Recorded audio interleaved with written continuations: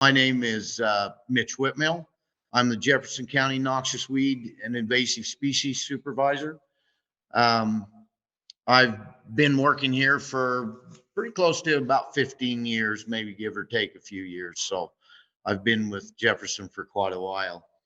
Uh, I just wanted to go over, I know you'd asked me to cover a few items, what the role of a county weed superintendent is, how they can help the landowners in our county, like you say, and also how cooperative weed management areas play into what we do as superintendents and county weed soups. So that's a big part of our program.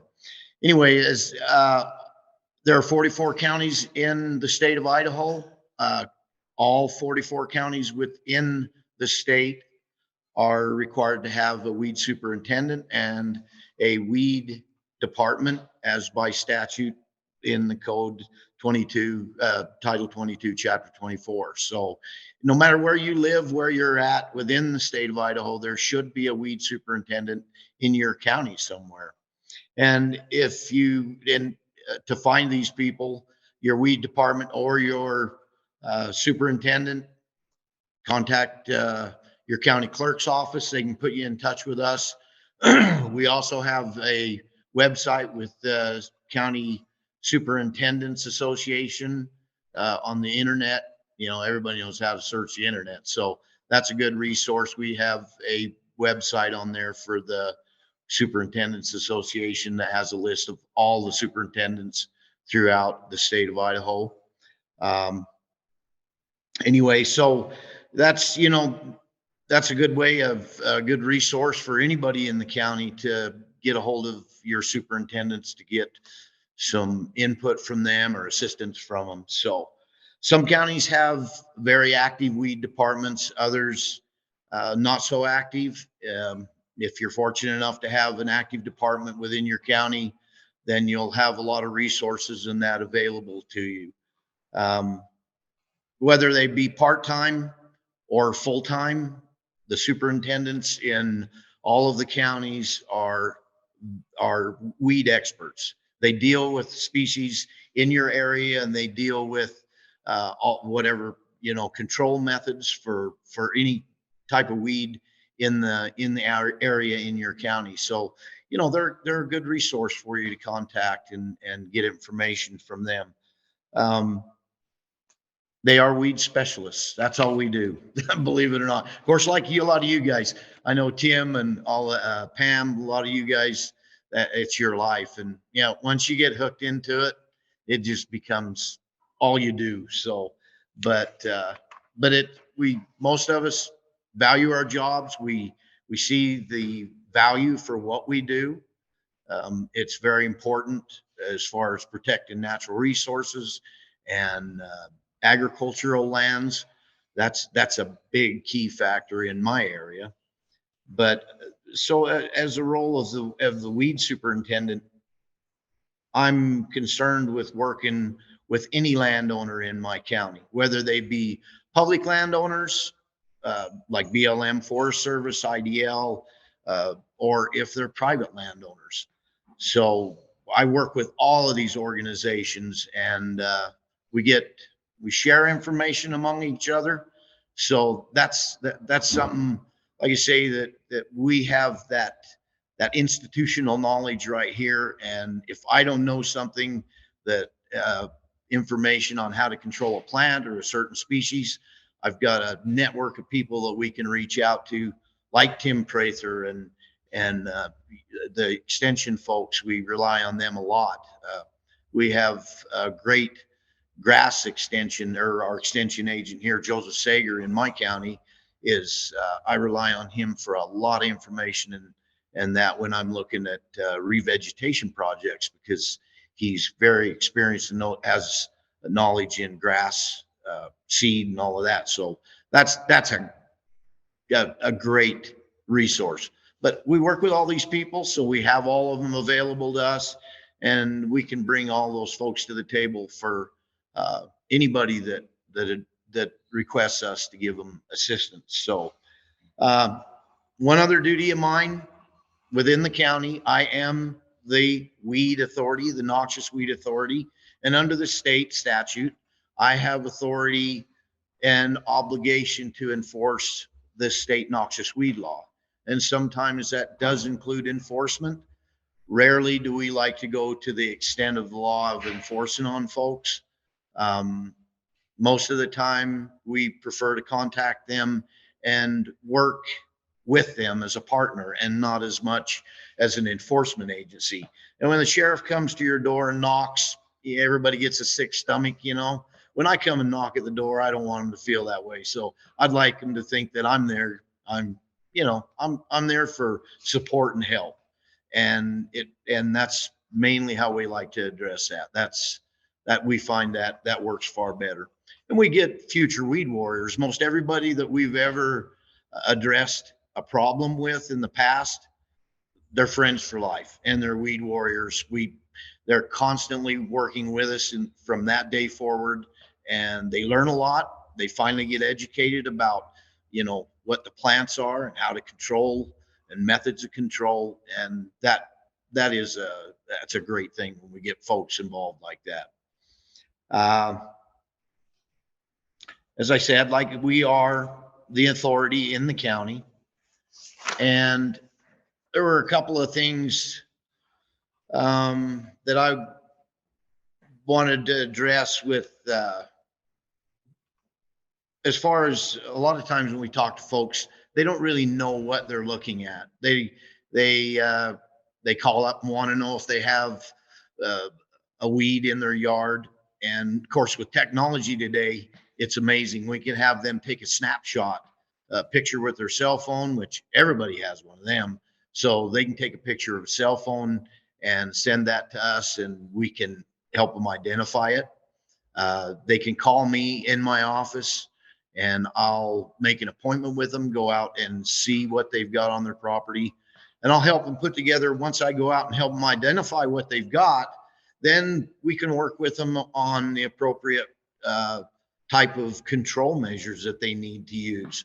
And here within our county and our organization, we like to look at it, and we definitely believe in the integrated pest management program approach.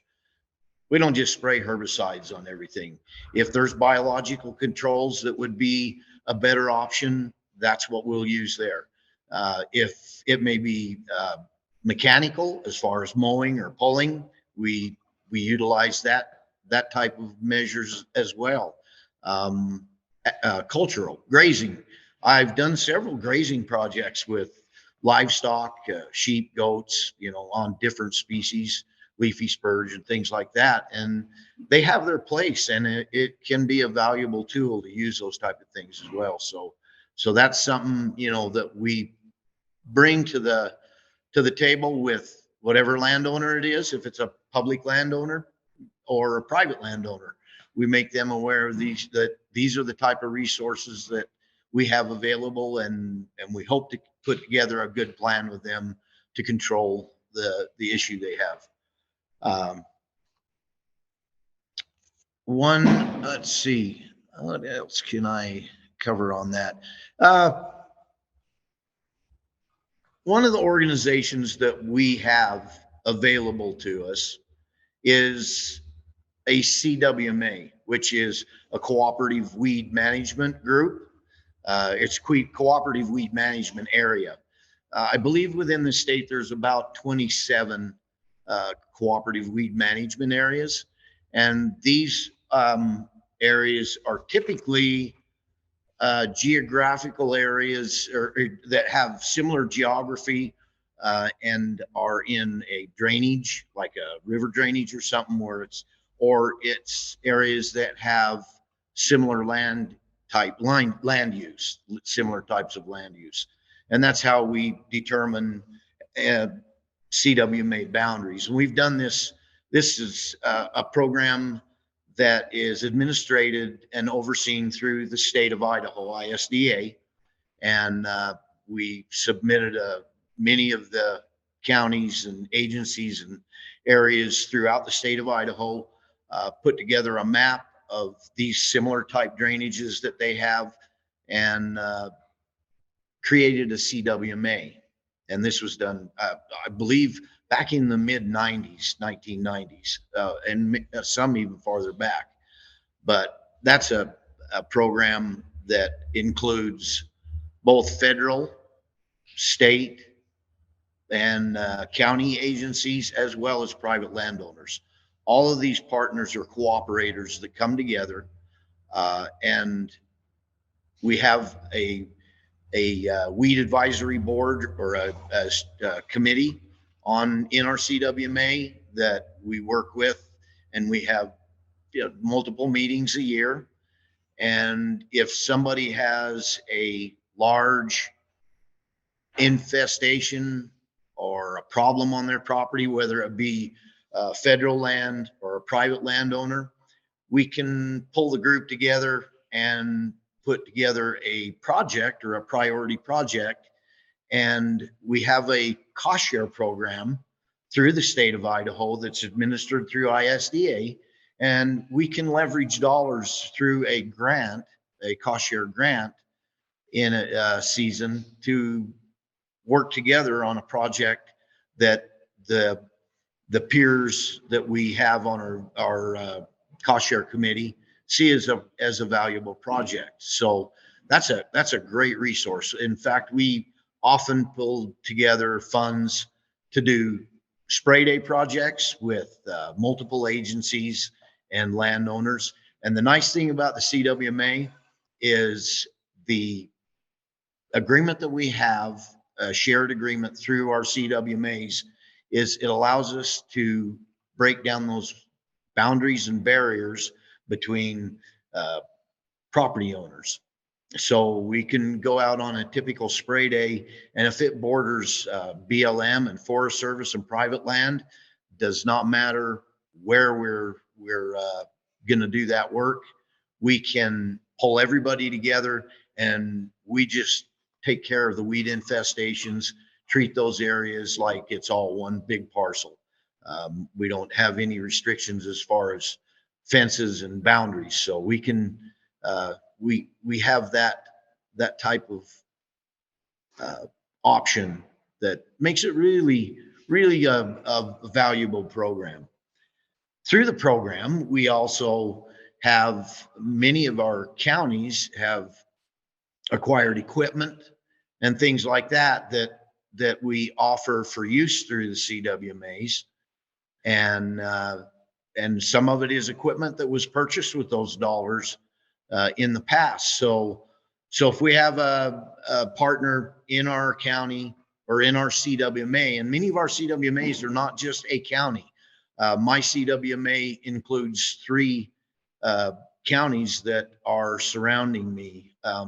Bingham County, Bonneville County, and Jefferson County are all 3 in our Upper Snake River CWMA. So by being involved in that CWMA, that allows me to offer my support and equipment, and we'll go down to Bingham County or Bonneville County, and we pull many folks together during these spray days, and that gives us the option and allows us to work in other areas that are not specifically just our county.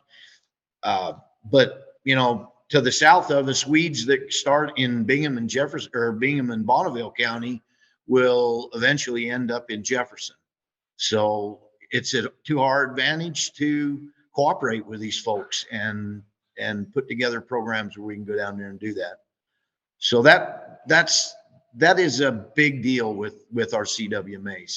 That gives us a lot of latitude to do work where typically in the past, and if you're not a member of the CWMA, those kind of things you can't do. So I thought maybe what I'd do, if I can, I'll just take you along with me here in my shop. I'd like to show you some of the things that we have available through my department and in our CWMA that we offer our partners or patrons within the county as rentals or loaners and equipment like that. So a lot of times the landowner trying to do, they may want to do their own applications of a herbicide, and they may not have the equipment. We have equipment available here. We can rent. We do have some. We do charge a maintenance fee on some of the equipment to keep it maintained, but it's a very minimal fee. So we have things like that, or even as far of a range from a backpack spray applicator to a small vehicle grass drill. We have available through our county. So there are many items like that we have available. So I'm going to unplug for a second. I'm going to have my assistant help me here. Hopefully we can keep you in the picture. Okay, I'd like to just show you how festive we are. This is exactly, this is one of our very first educational tools. This is a little truckster thing and that we use for, in a lot of our, like during our fairs and that, we'll bring this spray rig out and we call him Guido. Hope nobody's offended by that. I've been told that that's not a good thing to call him, but anyway, we use this with kids. They love this thing and they see it. We run it in the parades as an educational and a tool, but it's also, it has a full spray system on the back of this vehicle, if you can see it. So we actually use this for spraying, but this is something, like I said, this is a real draw. We catch the minds of younger kids with this at our fair and that, and they see it and they want to know about it. And then we get them hooked and we get a chance to speak to them about weeds. One of the other things, I just wanted to, I have a special thing for Fremont County. I wanted them to see. I have a tree here with a present for Bryce down here on the bottom. This is a jug of blue dye that I want him to use in his spray days. We use blue dye so that when we're out working as a group, we're not doing over applications. It's important not to have when you get 20 or 30 people out in a spray day, you don't want them 20 or 30 people treating the same location over and over applicating. So that's an important reason why we use blue dye, is once that we mix that in with our spray mixes, and when an individual puts it down on the ground, somebody comes along and sees that weed, if it's got blue on it, you don't need to spray it again. So that's important. We use that all the time. This is our grain drill or seed drill. This drill is one that we bought through our CWMA, and it is fully equipped, self-contained. It will do any variety of seed, native grasses. It has a native bin as well as introduced wheat grasses and things. We use it on many of our roadsides and anywhere where we have bear sites. And in the end of ultimately, I don't think any of us want to treat a weed infestation or a weed site for the rest of our lives with, Tordon or 2,4-D. At some point, we've got to have an end result where we're going to turn that ground back to Mother Nature and into what it may have been originally. So restoration with grass, we really, really encourage that with all of our landowners. Of course, our partners in the BLM, Forest Service, and all them, that's just part of the program that we do, and they are all familiar with that.